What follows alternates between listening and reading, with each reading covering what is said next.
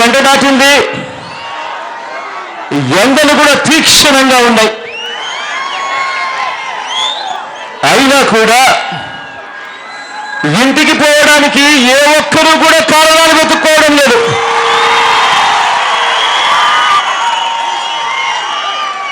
నడి రోడ్డున్న సంగతి తెలుసు, ఎండలు తీక్షణంగా ఉన్నాయి అనే సంగతి తెలుసు. అయినా కూడా దాదాపుగా 3-4 గంటల నుంచి ఒకే చోట నిల్చుని ఉన్నారు. ముఖంలో ఎక్కడా కూడా సంతృప్తి లేదు. చిక్కటి చిరునవ్వులతోనే ఆప్యాయతలు చూపిస్తా ఉన్నారు. ఆత్మీయతలను పంచిపెడతా ఉన్నారు. మీ అందరి ప్రేమాభిమానాలకు, మీ అందరి ఆప్యాయతలకు,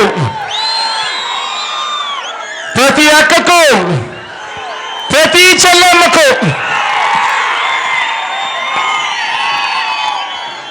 ప్రతి అవ్వకు, ప్రతి తాతకు,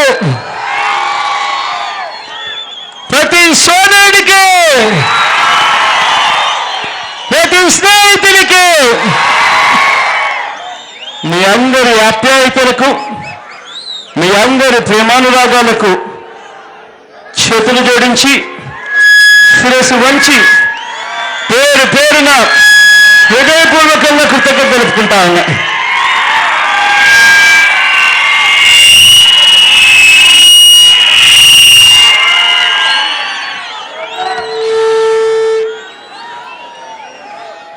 అనంతపురం జిల్లా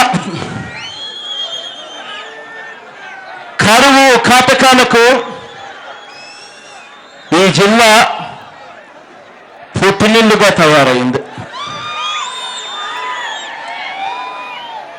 వలసలు, ఆత్మహత్యలు రాష్ట్రంలోనే అత్యధికంగా ఉన్న జిల్లా ఏదైనా ఉంది అని అంటే అది ఈ అనంతపురం జిల్లానే.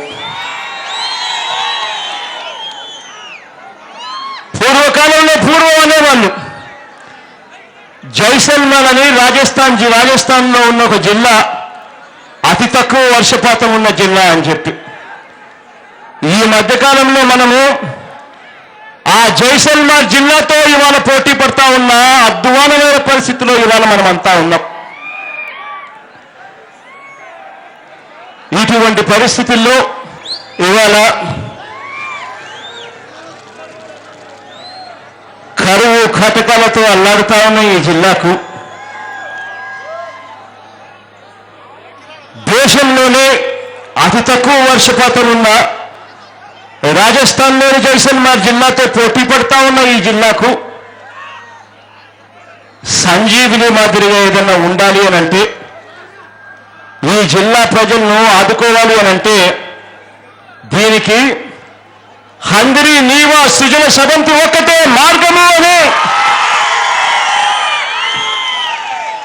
దశాబ్దాలుగా పోరాటాలు చేస్తా ఉన్నాం. ప్రాజెక్టు కోసం ఆరాటపడతా ఉన్నాం.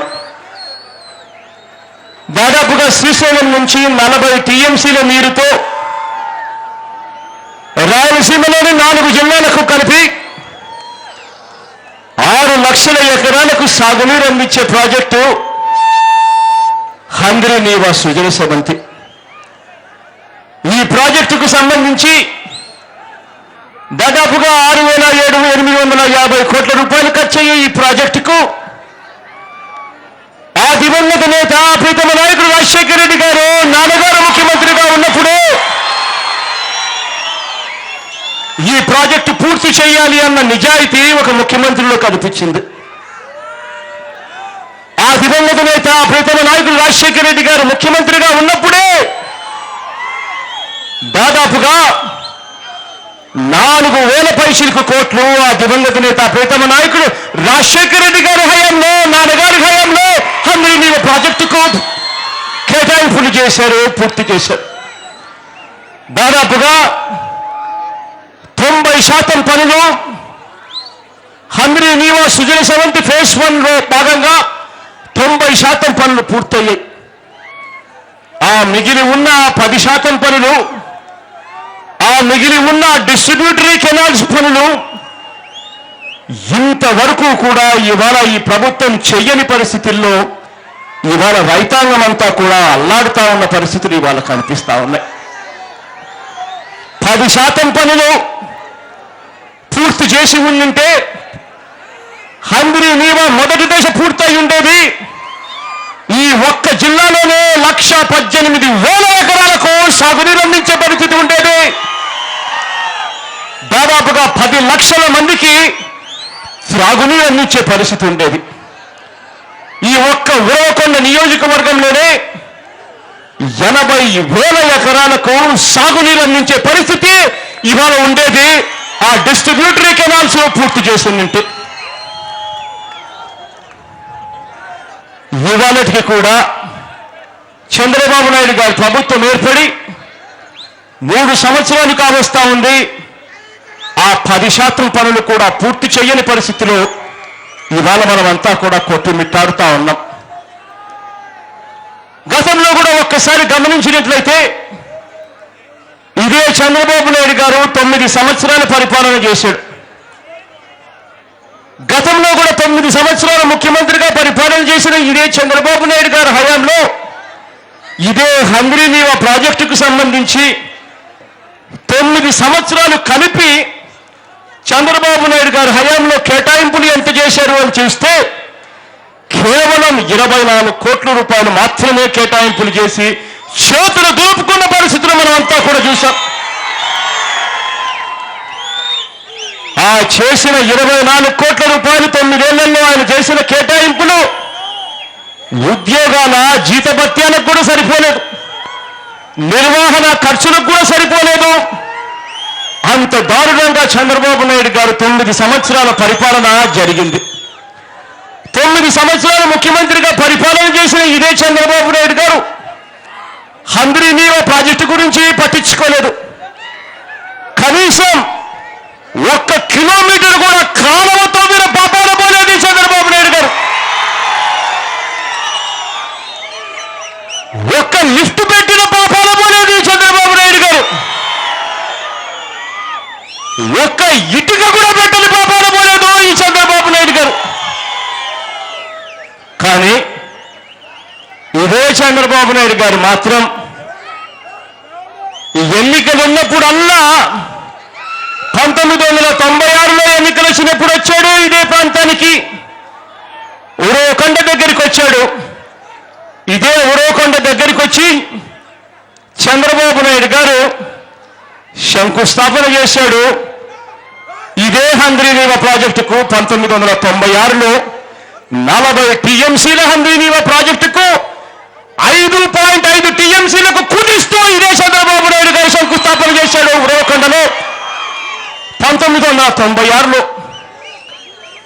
ఆ శంకుస్థాపన చేసి ఆ 5.5 టీఎంసీలకు కుదిస్తూ చేసిన ఆ పనులైనా చేశాడు అనంటే అది చేయలేదు. మళ్ళీ సిగ్గు లేకుండా 1999లో మళ్ళీ ఎన్నికలు వచ్చినప్పుడు రాష్ట్రాల నియోజకవర్గంలోని ఆత్మకూరు దగ్గరికి వచ్చినాడు ఇదే చంద్రబాబు నాయుడు గారు. 1999లో వచ్చి మళ్ళీ ఇదే హంద్రీ నీవా ప్రాజెక్టుకు 2వసారి శంకుస్థాపన చేశాడు ఇదే చంద్రబాబు నాయుడు గారు. ఒక్కో ప్రాజెక్టుకు ఎన్నికలు వచ్చినప్పుడల్లా వస్తాడు, టెంకాయ కొడతాడు, పోతాడు.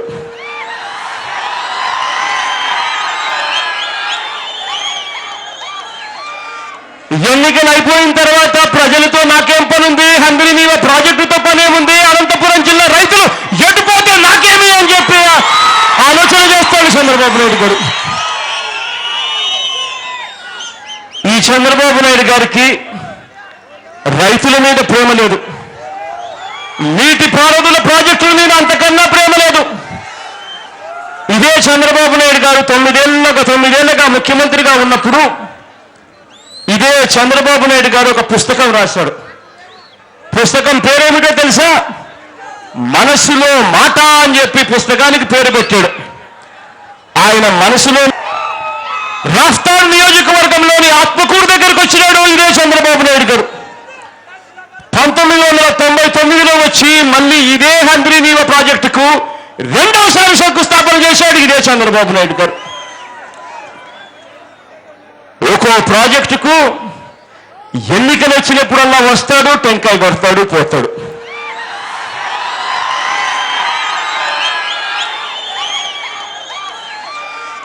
ఎన్నికలు అయిపోయిన తర్వాత ప్రజలతో నాకేం పని ఉంది, హంద్రీ ప్రాజెక్టుతో పనేముంది, అనంతపురం జిల్లా రైతులు ఎటుపోతే నాకేమి అని చెప్పి ఆలోచన చేస్తాడు చంద్రబాబు నాయుడు గారు.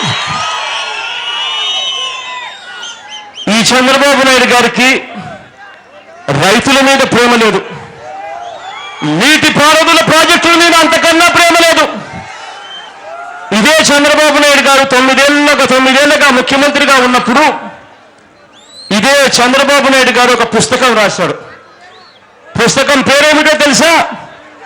మనసులో మాట అని చెప్పి పుస్తకానికి పేరు పెట్టాడు. ఆయన మనసులో నుంచి వచ్చిన మాటట ఆ పుస్తకం.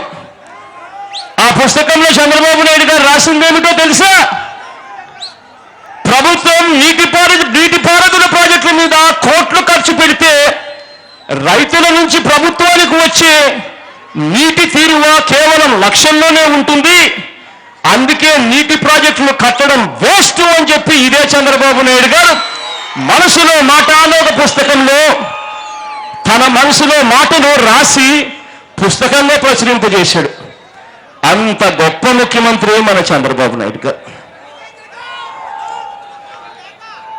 ఇదే చంద్రబాబు నాయుడు గారికి హంద్రీ నీవా ప్రాజెక్టు మీద ఎంత మటుకు ధ్యాస ఉంది అని చెప్పి 3 సంవత్సరాలలో ఈయన పరిపాలన చేసిన ప్రస్తుత 3 సంవత్సరాలు ఒక్కసారి గమనిస్తే హంద్రీ నీవా ప్రాజెక్టుకు పూర్తి కావాలి అని అంటే యుద్ధ ప్రాతిపదికన ఒక 2,000 కోట్ల రూపాయలు కేటాయింపులు చేసి యుద్ధ ప్రాతిపదికన ప్రాజెక్టు పూర్తి చేయవలసిన పరిస్థితి ఉంటే చంద్రబాబు నాయుడు గారి కేటాయింపులు ఏ మాదిరిగా ఉన్నాయని ఒక్కసారి గమనిస్తే 2014-15 ఈయన ముఖ్యమంత్రి అయిన సంవత్సరంలో హంద్రీ నీవాకు కేటాయింపులు చేసింది 100 కోట్లు మాత్రమే. 2015-16లో చంద్రబాబు నాయుడు గారు హంద్రీ నీవా ప్రాజెక్టుకు కేటాయింపులు చేసింది కేవలం 380 కోట్లు మాత్రమే. 2016-17కు సంబంధించి చంద్రబాబు నాయుడు గారు ఈ సంవత్సరం కేటాయింపులు చేసింది కేవలం 504 కోట్లు మాత్రమే. ఇదే చంద్రబాబు నాయుడు గారికి ఒక్క విషయం అర్థం కావడం లేదు. ఈ సంవత్సరం August, September, October, November, December వరకు హంద్రీ నీవాలో మోటార్లు నాడిచ్చారు. హంద్రీ నీవాలో మోటార్లు నాడిచ్చినందుకు ఈ 5 నెలల కాలానికి ఈ సంవత్సరానికి వచ్చిన కరెంటు బిల్లులు 359 కోట్లు కరెంటు బిల్లులు. మరి 359 కోట్లు కరెంటు బిల్లులు కడితే ఇక కేటాయింపులు చేసిన 500 కోట్లలో ప్రాజెక్టుకి ఏం పెడతావు చంద్రబాబు నాయుడు గారు అని అడుగుతా ఉన్నా ఇదే చంద్రబాబు నాయుడు గారిని. ఇదే చంద్రబాబు నాయుడు గారు ప్రాజెక్టుల మీద ఈయనకు ధ్యాస లేదు, ప్రాజెక్టులు పూర్తి చేయాలి అన్న ఆలోచన లేదు. కాంట్రాక్టర్లతో మాత్రం కుర్తుపడి లాలూచి పడతాడు. కమిషన్లు ఎలా తీసుకోవాలని కాంట్రాక్టర్లతో కుమ్మక్కవుతాడు. ఇదే హంద్రీ నీవా ప్రాజెక్టులో ప్యాకేజీ నెంబర్ 36 అని చెప్పి ఒక ప్యాకేజీ ఉంది. ఆ ప్యాకేజీలో పనులు పెండింగ్ లో ఉన్న పనులు ఎంత అని చూస్తే 35 కోట్లు. 35 కోట్ల పెండింగ్ లో ఉన్న ప్రాజెక్టు పనులను చంద్రబాబు నాయుడు గారు కాంట్రాక్టర్ దగ్గర నుంచి తీశాడు. మంచిదే, తీసి వేరే వాళ్ళకన్నా ఇస్తే కనీసం పనులన్నా తొందరగా అవుతాయేమో అని ఆశించారు. తీసిన ఆ ప్యాకేజీ నెంబర్ 36లో పెండింగ్ పనులు 35 కోట్ల రూపాయలు అయితే చంద్రబాబు నాయుడు గారు దానికి రీఎస్టిమేట్ వేయించాడు. రీఎస్టిమేట్ వేయించి 363 కోట్ల కింద ఆ పనులను రీఎస్టిమేట్ వేయించి తనకు నచ్చిన వాళ్ళకి ఇచ్చే కార్యక్రమంలో చంద్రబాబు నాయుడు గారు పూనుకుంటా ఉన్నాడు.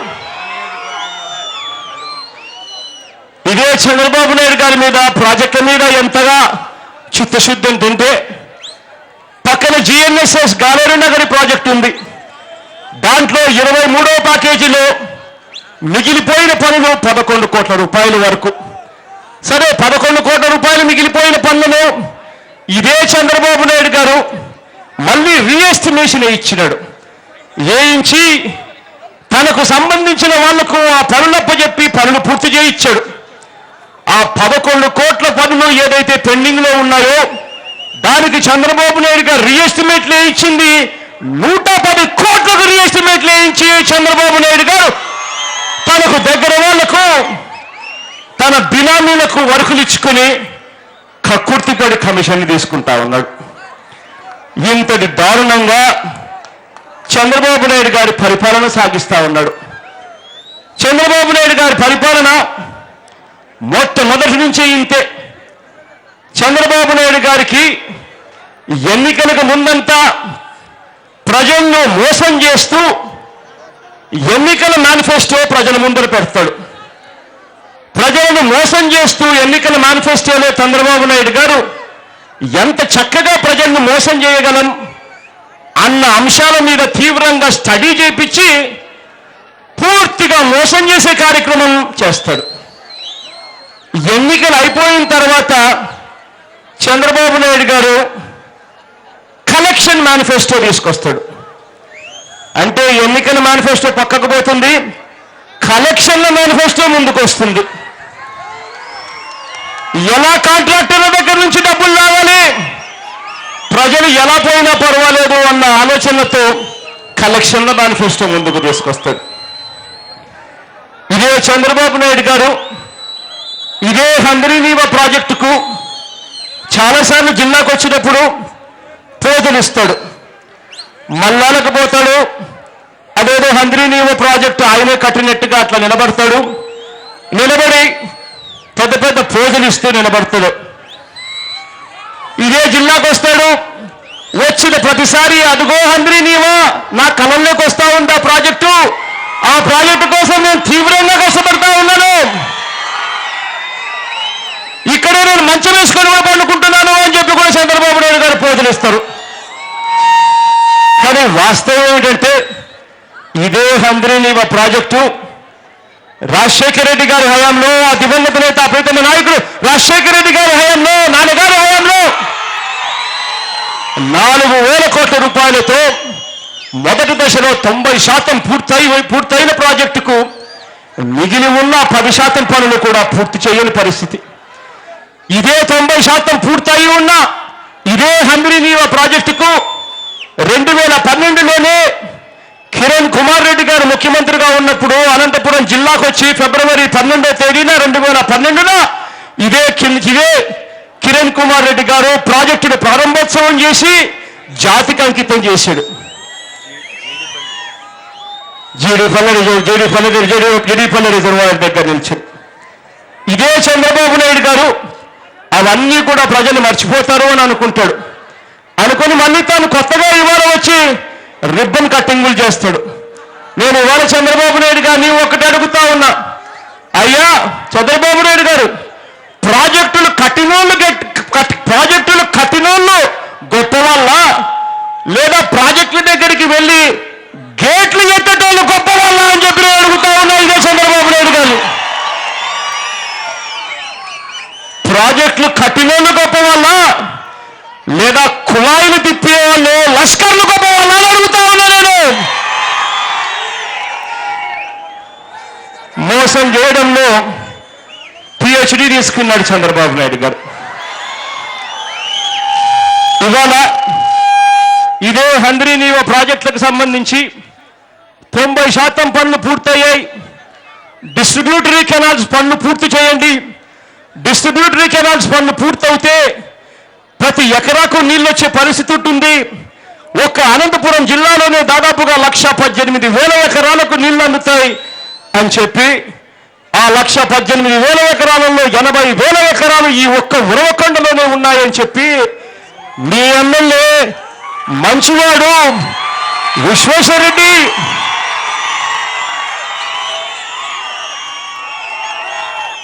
ధర్నాలు చేస్తూ, పాదయాత్రలు చేస్తూ, దీక్షలు చేస్తూ చంద్రబాబు నాయుడు గారిని నిలదీస్తే ఇదే చంద్రబాబు నాయుడు గారు ఏమంటారో తెలుసా?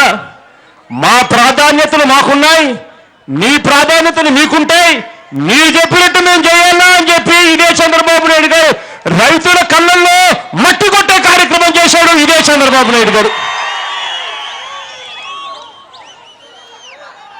ఇదే చంద్రబాబు నాయుడు గారు నేను అడుగుతా ఉన్నా, నేను ఇక్కడికి రాకముందు నిన్న మొన్న అంతా కూడా మీడియాను ఒక్కసారి గమనించిన, చెరువుల దగ్గర నిలబడ్డారు మంత్రులు, కొంతమంది అయితే చెరువుల్లో ఈత కొట్టారు.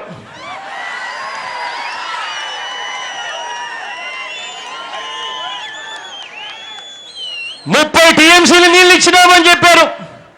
నేను ఇదే చంద్రబాబు నాయుడు గారిని అడుగుతా ఉన్నా, అయ్యా చంద్రబాబు నాయుడు గారు 30 టీఎంసీలు నీళ్ళు ఇచ్చింటే కనీసం అంటే 4 లక్షల ఎకరాలు సస్యశ్యామలంగా పంటలు ఉండాల్సిన పరిస్థితి లేదా అని అడుగుతా ఉన్నాడు ఇదే చంద్రబాబు నాయుడు గారిని.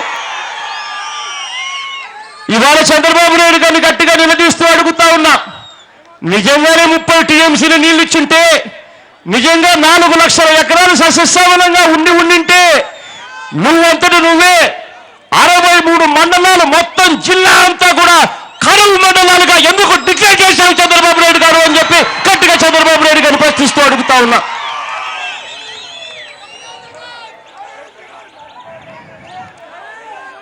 ఇదే చంద్రబాబు నాయుడు గారు పోతిరెడ్డిపాడు హెడ్ రెగ్యులేటర్ పనులు తీసుకున్నా చంద్రబాబు నాయుడు గారు చేసింది ఇంతే, వెలుగొండ ప్రాజెక్టు తీసుకున్నా చంద్రబాబు నాయుడు గారు చేసింది ఇంతే.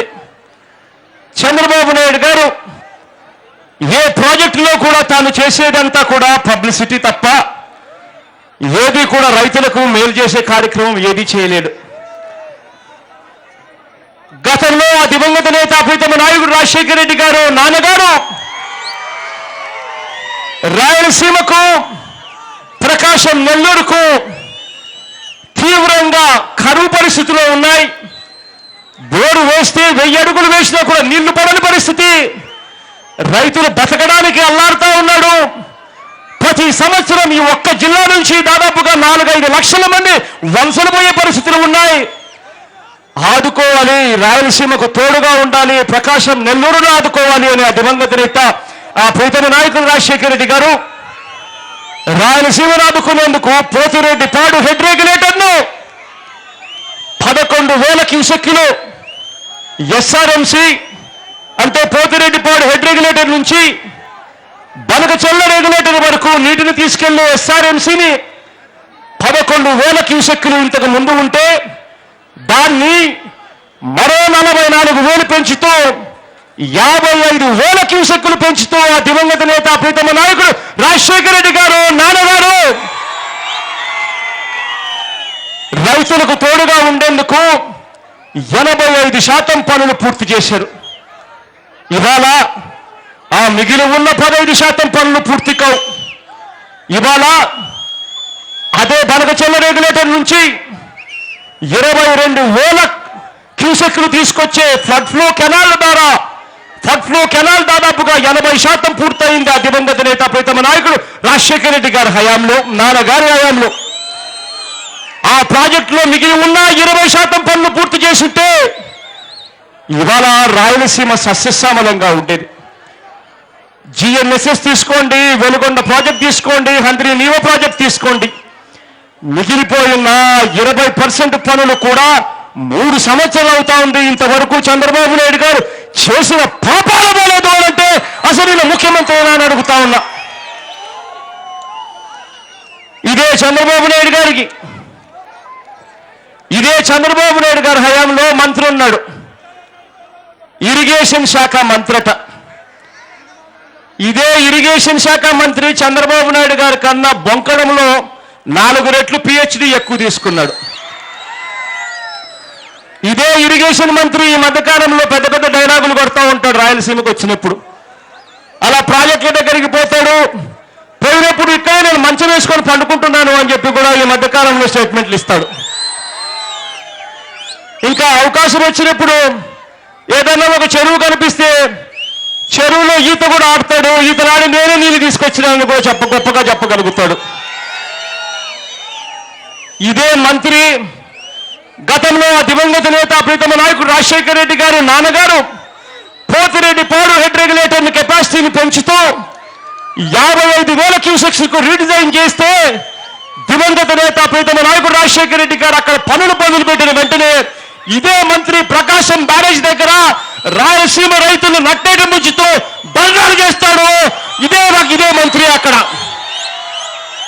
అదే మంత్రి, అదే ఎమ్మెల్యే, అదే నాయకుడు ఇవాళ మంత్రిని చేస్తాడు చంద్రబాబు నాయుడు గారు. చేసి వీళ్లకు రాయలసీమ మీద ప్రేమ ఉంది, ప్రకాశం నెల్లూరు మీద ప్రేమ ఉంది అని చెప్పి వీళ్ళంతా కూడా కథలు చెప్తారు, మన చెవుల్లో పూలు పెట్టే కార్యక్రమాలు చేస్తాడు వీళ్ళంతా కలిసి.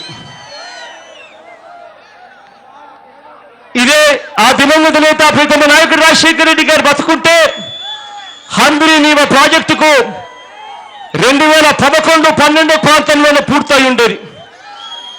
ఇవాళ మనమంతా కూడా వలసలు పోయే పరిస్థితి ఉండేది కాదు. ఇవాళ రైతులందరూ కూడా సస్యశ్యామలంగా బతుకునే పరిస్థితులు వచ్చేటివి ఆ ఒక్క దివంగత నేత ప్రీతమ నాయకుడు రాజశేఖర రెడ్డి గారు బతుకుంటే.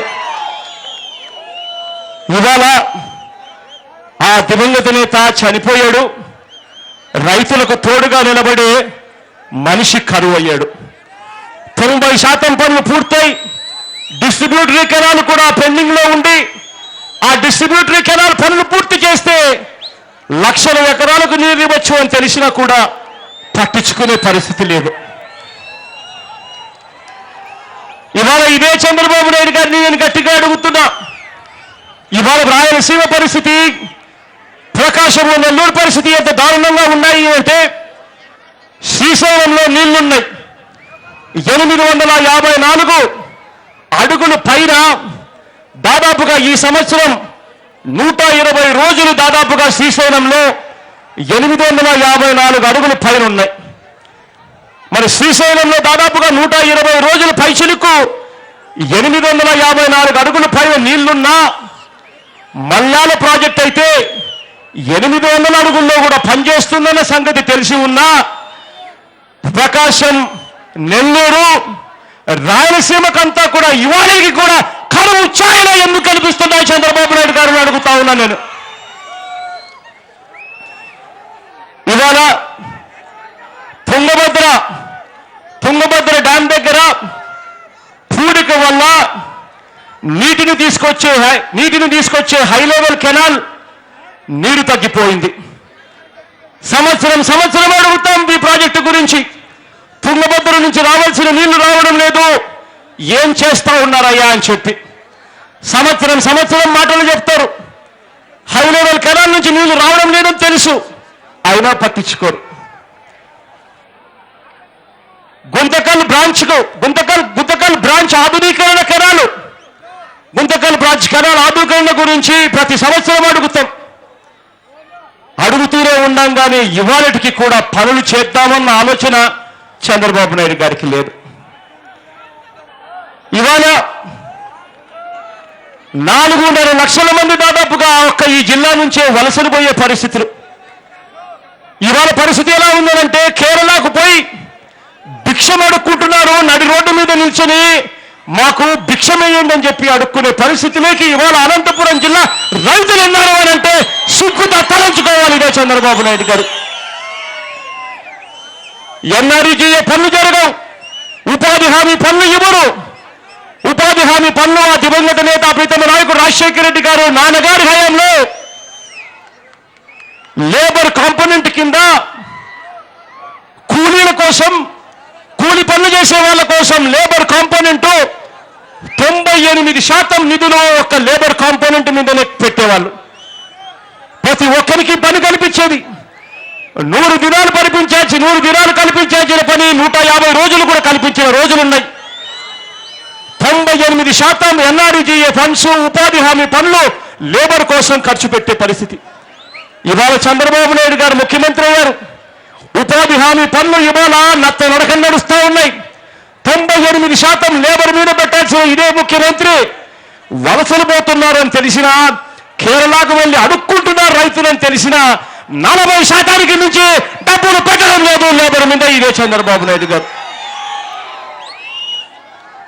ఇవాళ చంద్రబాబు నాయుడు గారు పుణ్యాన రైతులు ఎంత దారుణంగా ఉన్నారు అంటే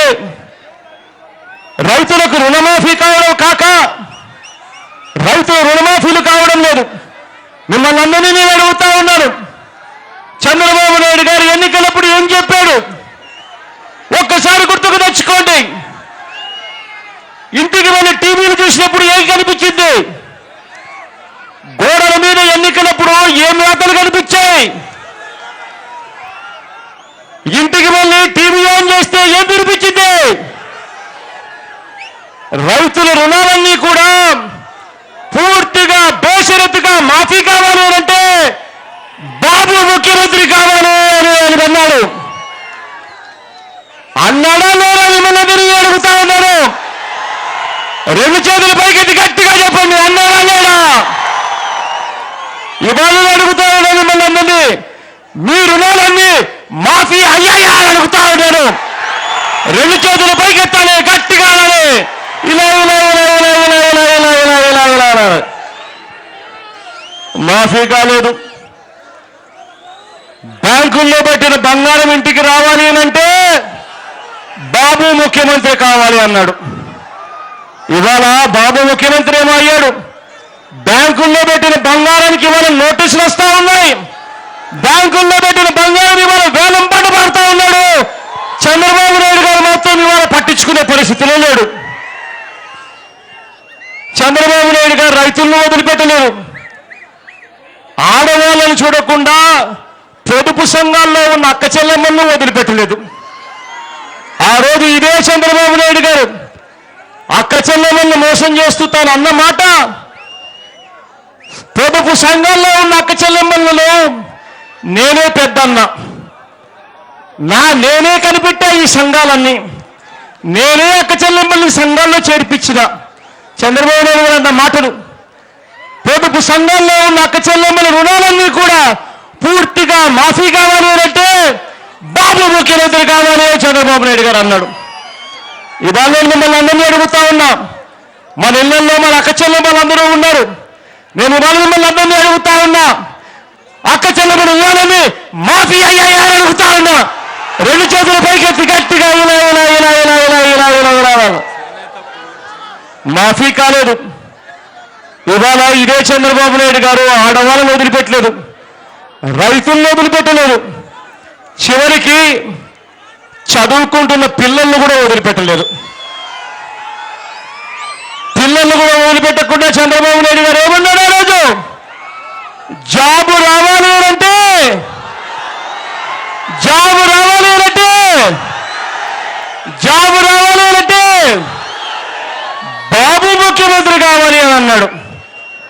జాబ్ ఒకవేళ ఇవ్వకలేకపోతే ఇంటింటికి 2000 రూపాయలు నిరుద్యోగ భృతి ఇస్తానన్నాడు. మొన్న నేను విజయనగరంలో యువబేరి నడుపుతా ఉన్నప్పుడు ఒక పిల్లాడు నా దగ్గర, పిల్లాడు బైక్ తీసుకొని అడిగాడు, అన్నా చంద్రబాబు నాయుడు గారి పరిపాలన వచ్చి 32 నెలలు అయిందన్నా, నాకు చంద్రబాబు నాయుడు గారు 32 నెలలకు నెల 2000 రూపాయలు ఇస్తానన్నాడన్నా, నాకు 64,000 చంద్రబాబు నాయుడు గారు బాకీ ఉన్నారన్నా, నేను ఎవరి దగ్గర పోయి చెప్పుకోవాలన్నా అని చెప్పి చంద్రబాబు నాయుడు గారిని అడిగారు. పిల్లలను వదిలిపెట్టలేదు, వాళ్ళను మోసం చేశాడు. ఈ ప్రాంతంలో చేనేత కార్మికులు ఎక్కువ. ఇదే అనంతపురం జిల్లాలో చేనేత కార్మికులు చనిపోతే దాదాపుగా 25 మంది అనుకుంటా. ప్రతి ఇంటికి నేను వెళ్ళా. ప్రతి ఇంటికి నేను వెళ్ళి ఆ చేనేత కార్మికులు చనిపోయిన ప్రతి ఇంటికి వెళ్ళి వాళ్ళతో పాటు వాళ్ళని ఓదార్చా. చేతనైన కాడికి వాళ్ళకు తోడుగా నిలబడే కార్యక్రమం చేశా. ఇదే చేనేత కార్మికులను చంద్రబాబు నాయుడు గారు వదిలిపెట్ల. ఆ రోజు ముఖ్యమంత్రి కావడానికి చంద్రబాబు నాయుడు గారు అన్న మాట, చేనేత కార్మికుల రుణాలన్నీ పూర్తిగా మాఫీ కావాలి అంటే బాబు ముఖ్యమంత్రి కావాలి అని అన్నాడు. ఆ తర్వాత చేనేత కార్మికులను నట్టేట ముంచాడు. అంతటితో ఆగలేదు. చేనేత కార్మికుల రుణాలు మాఫీ చేస్తానన్నాడు. చేనేత కార్మికుల రుణాలు మాఫీ చేయడమే కాకుండా ప్రతి చేనేత కార్మిక కుటుంబానికి 1,50,000 పెట్టి షెడ్డు కట్టిస్తాను, ఇల్లు కట్టిస్తాను అన్నాడు. అది చేయలేదు. ప్రతి చేనేత కుటుంబానికి 1,50,000 పెట్టి ఇల్లు కట్టిస్తాను, షెడ్డు కట్టిస్తాను అని అన్నాడు. రుణాలు మాఫీ చేస్తానన్నాడు. అందరికీ వడ్డీ లేకుండా మరో 1,00,000 రూపాయల పాటు కొత్త రుణాలు ఇప్పిస్తానన్నాడు. చివరకు చంద్రబాబు నాయుడు గారు చేసిందేమిటో తెలుసా? చంద్రబాబు నాయుడు గారు ముఖ్యమంత్రి అయ్యే నాటికి కనీసం ఆ ప్రతి చేనేత కుటుంబానికి 600 రూపాయలు సబ్సిడీ వచ్చేది. చంద్రబాబు నాయుడు గారు ముఖ్యమంత్రి అయ్యాడు, ఆ 600 రూపాయలు సబ్సిడీ కూడా ఎత్తేసాడు ఇదే చంద్రబాబు నాయుడు గారు. ఇది చంద్రబాబు నాయుడు గారికి ప్రజల మీద ఉన్న ప్రేమ. ఇవాళ ఇదే చంద్రబాబు నాయుడు గారు పుణ్యాన ఇవాళ రైతులకు రుణమాఫీ కావలేదు. రుణమాఫీ కాక రైతులు ఇవాళ బ్యాంకులు పోయే పరిస్థితులు లేవు. ఇవాళ రుణాలు అంతకు ముందు వరకు చంద్రబాబు నాయుడు గారు రానంత వరకు రైతులకు వడ్డీ లేని రుణాలు వచ్చే పరిస్థితి. ఇవాళ బ్యాంకుల దగ్గరికి రైతులు పోతే అపరాధ వడ్డీ కట్టండి, 18% నుంచి 24% వడ్డీ కట్టండి అని చెప్పి ఇవాళ రైతుల్లో బ్యాంకులు ఇవాళ నోటీసులు పంపిస్తా ఉన్న పరిస్థితులు. ఇవాళ రైతులు బ్యాంకుల దగ్గరికి పోయే పరిస్థితి లేదు, వడ్డీలు కట్టే పరిస్థితి లేదు, రుణాలు మాఫీ కాలేదు కాబట్టి కొత్త రుణాలు ఇచ్చే పరిస్థితి లేదు. కొత్త రుణాలు ఇచ్చే పరిస్థితి లేదు ఇవాళ రైతులకు. రైతుల రుణాలు మాఫీ కాలేదు కాబట్టి, రుణాలు రెన్యువల్ కాలేదు కాబట్టి ఇవాళ ఇన్సూరెన్స్ రాని పరిస్థితి.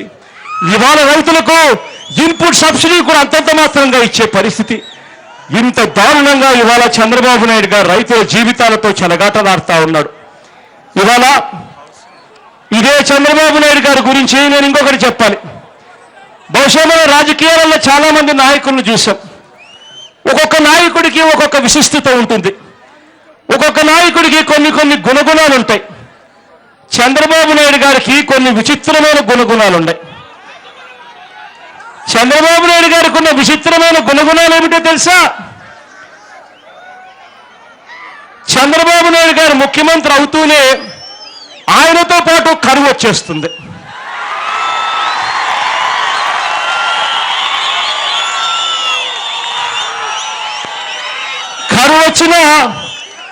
కరువు వచ్చినా రైతులకు మాత్రం ఇన్సూరెన్స్ అంతంత మాత్రంగానే వస్తుంది.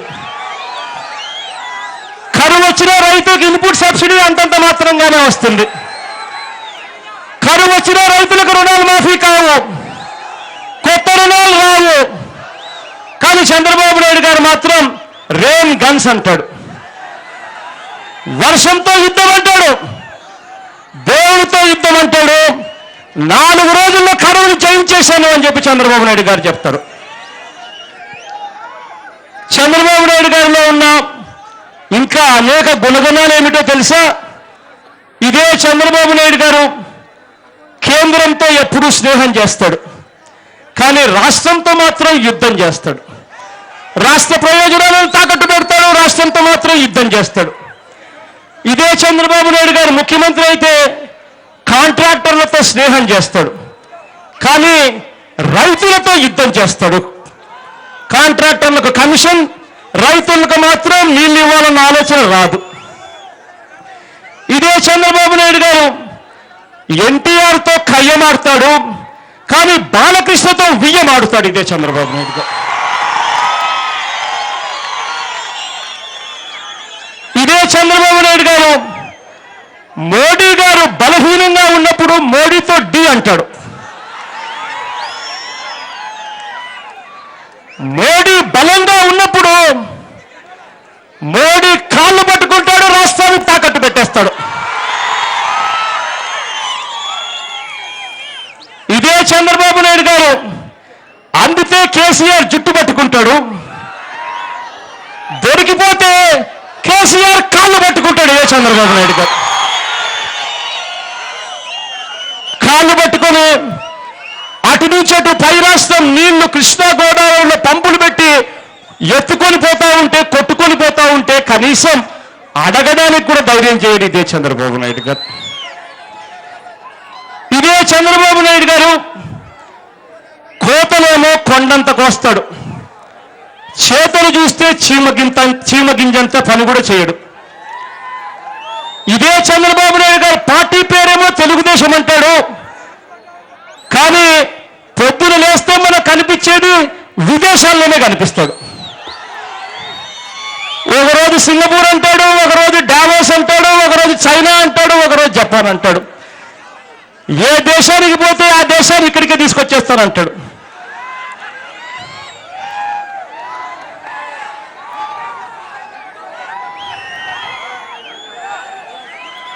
ఇదే చంద్రబాబు నాయుడు గారు అవినీతి మీద యుద్ధం పోరాటం అని చెప్తాడు మనందరికీ, చెవుల్లో కాలీఫ్లవర్ పెడుతూ.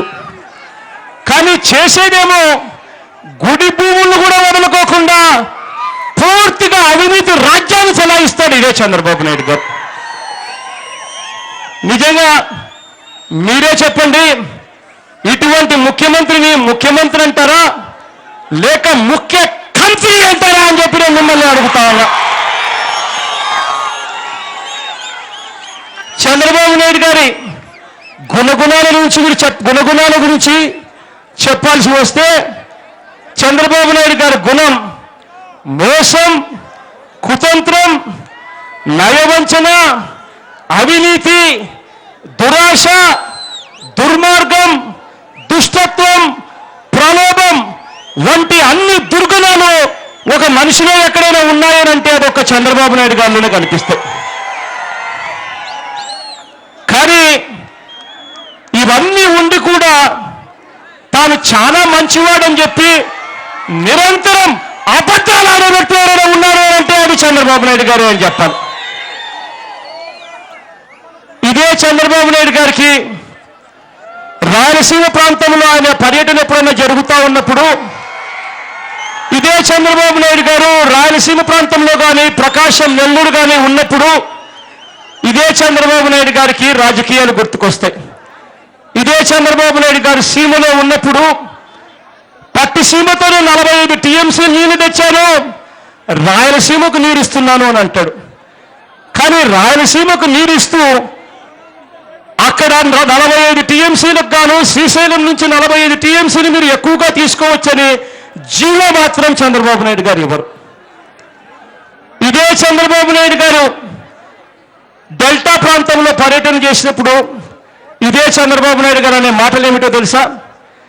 పట్టిసీమ కట్టాను, డెల్టా ప్రాంతంలో ఉన్న రైతులందరినీ కాపాడాను, 45 టీఎంసీల నీళ్లు మీ అందరికీ తెచ్చి కాపాడాను అని చెప్పి చంద్రబాబు నాయుడు గారు డెల్టా ప్రాంతంలో ఉన్నప్పుడు అంటాడు.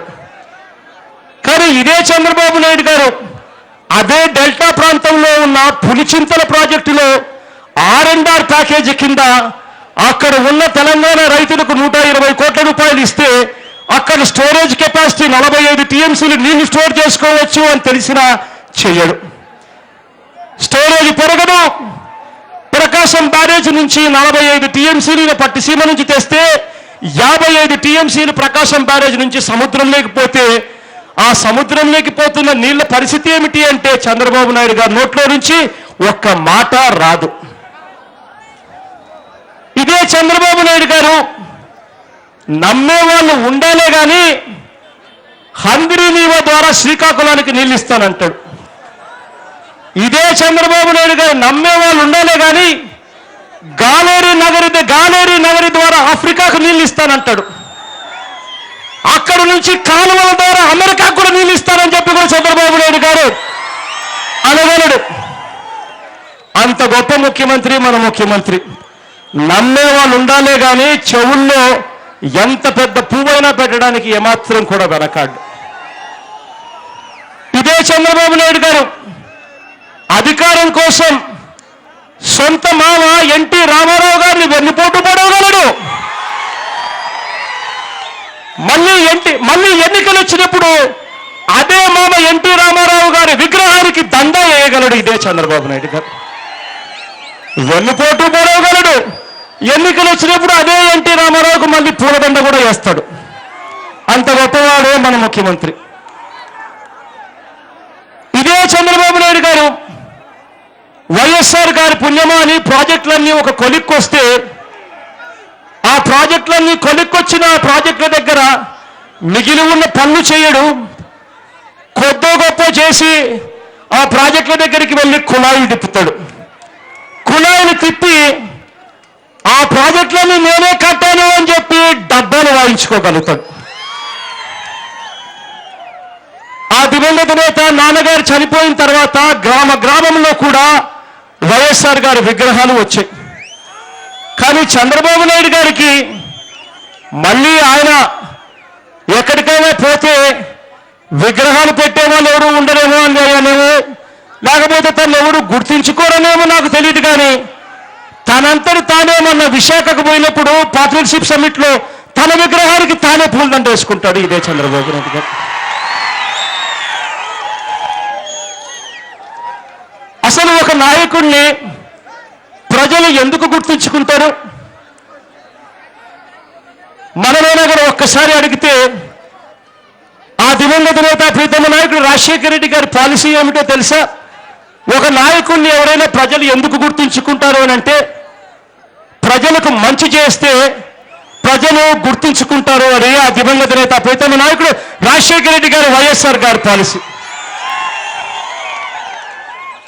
కానీ చంద్రబాబు నాయుడు గారి పాలసీ ఏమిటో తెలుసా? మంచి చేసినా చేయకపోయినా ప్రచారం మాత్రం చేసుకుంటే చాలు ప్రజలు గుర్తుంచుకుంటారు అని చెప్పి చంద్రబాబు నాయుడు గారి పాలసీ. ఇవాళ నేను ఒక్కటి చెప్పాలి, అదేమిటి అంటే ప్రజలు ఆ దివంగత నేత ప్రీతమ నాయకుడు రాజశేఖర రెడ్డి గారిని గుర్తుంచుకుంటారు, చంద్రబాబు నాయుడు గారిని కూడా ప్రజలు గుర్తుంచుకుంటారు. ఎక్కడైనా నీళ్లు కనిపించినప్పుడు లేదా ఎక్కడైనా మంచి కనిపించినప్పుడు అప్పుడు గుర్తుకొచ్చేది ఆ దివంగత నేత ప్రీతమ నాయకుడు రాజశేఖర రెడ్డి గారి పేరు గుర్తుకొస్తుంది. ఎక్కడన్నా మోసం కనిపించినప్పుడు, ఎక్కడన్నా కరువు కనిపించినప్పుడు గుర్తుకొచ్చేది చంద్రబాబు నాయుడు గారి పేరు గుర్తుకొస్తుంది. ఇవాళ చంద్రబాబు నాయుడు గారి గుణగుణాల గురించి ఇన్ని గుణగుణాలు మనము చంద్రబాబు నాయుడు గారి గురించి చెప్పచ్చు. ఒక్కటి చెప్పాలి, చంద్రబాబు నాయుడు గారికి అర్థమయ్యేలా. ఇవాళ నా మీటింగ్ అయిపోయింది కదా ఇక్కడ, సాయంత్రం 5 అయ్యేసరికి మీరే చూసుకోండి, కనీసం అంటే ఒక 5-6 మంది మంత్రులు టీవీల ముందుకు వస్తారు.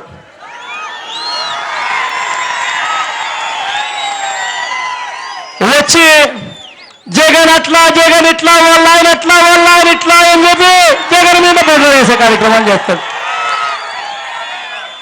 నేను ఒక్కటి చెప్తా ఉన్నా, అయ్యా చంద్రబాబు నాయుడు గారు, జగన్ అట్లా, జగన్ ఇట్లా అని చెప్పి నువ్వు చెప్పే మాటలన్నీ ప్రజలు ఇని సాలైందయ్యా.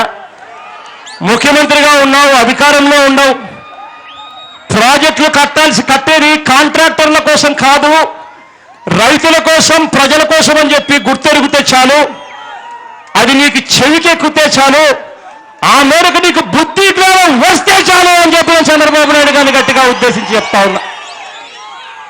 ఇదే చంద్రబాబు నాయుడు గారు ముఖ్యమంత్రి అయ్యారు, ముఖ్యమంత్రి 3 ఏళ్లు కావస్తా ఉంది. ఆ రోజుల్లో ఆ దివంగత నేత ప్రీతమ నాయకుడు రాజశేఖర రెడ్డి పాలన గురించి గొప్పగా చెప్పుకునే వాళ్ళు ప్రజలంతా కూడా. దేశం మొత్తం 48 లక్షల ఇళ్లు కడితే ఒక్క మన రాష్ట్రంలోనే ఆ దివంగత నేత ప్రీతమ నాయకుడు రాజశేఖర రెడ్డి గారు 48 లక్షల ఇళ్లు కట్టి దేశంతో పోటీ పడ్డారని. ఇవాళ చంద్రబాబు నాయుడు గారు ముఖ్యమంత్రి అయ్యారు, 3 ఏళ్ళు అయిపోతా ఉంది, ఒక్కటంటే ఒక్క ఇల్లు కూడా కట్టారా అని అడుగుతా ఉన్నా. 2 చేతులు పైకెత్తి గట్టిగా ఇలా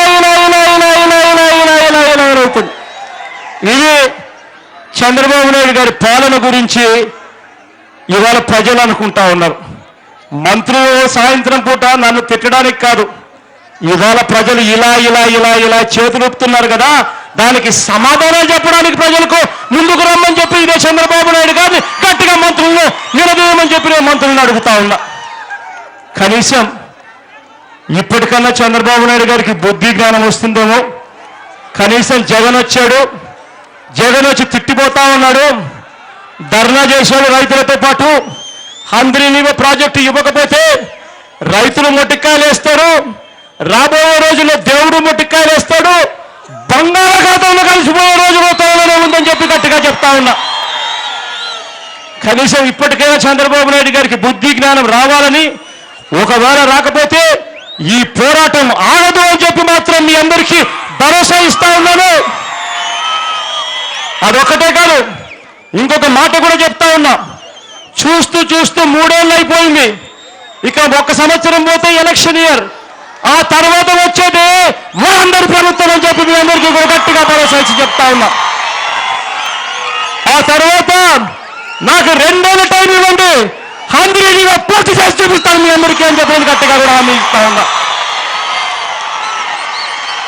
ఈ హామీ ఇస్తూ ఎండ తీక్షణంగా ఉన్నా కూడా చెరగని చిరునవ్వుతో ఆప్యాయతను చూపిస్తా ఉన్నందుకు పేరు పేరున మరొక్కసారి మీ అందరికీ కూడా హృదయపూర్వకంగా కృతజ్ఞతలు తెలుపుకుంటూ సెలవు తీసుకుంటా ఉన్నా.